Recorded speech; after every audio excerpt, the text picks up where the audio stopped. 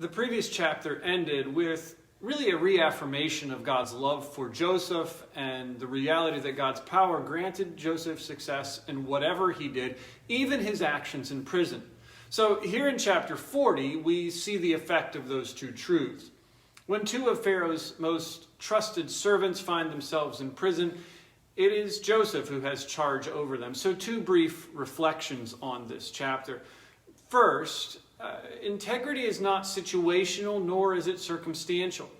From an outsider's perspective, it would have been very easy for Joseph to forsake his moral compass. After all, his obedience and convictions had only landed him in jail.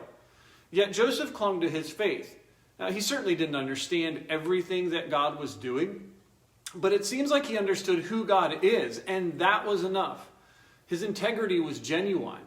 Integrity finds its foundation in knowing the steadfast love of God. And having tasted that love, we respond in kind and desire to live in a way that honors God. Absent this reality, whatever obedience or integrity we may muster is but a crude attempt to earn God's favor. And it is bound to collapse if we do not receive what we feel entitled to. Secondly, Joseph's integrity did not mean that he was just passively resigned to whatever would happen. Did he accept his troubles as part of God's good and perfect sovereignty? Absolutely. But that didn't mean or doesn't mean that he wanted to stay in that dungeon. Notice that he makes an honest and even desperate plea to the cupbearer, begging him to bring his case before Pharaoh at the first opportunity. Now, integrity calls us to pursue what is true and good and just, whether for ourselves or someone else.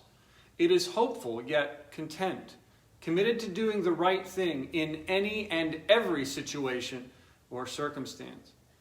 The chapter ends on a rather somber note.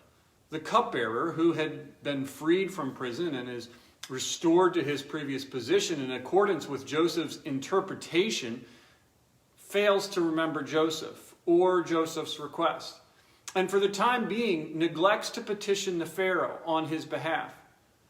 This provides us with a reminder of really the failings of mankind. But it should also point us to God, for God, unlike us, always remembers, always acts for his glory, for our good. And as we'll see in the next chapter, God redeemed these events and brought about great increase from them.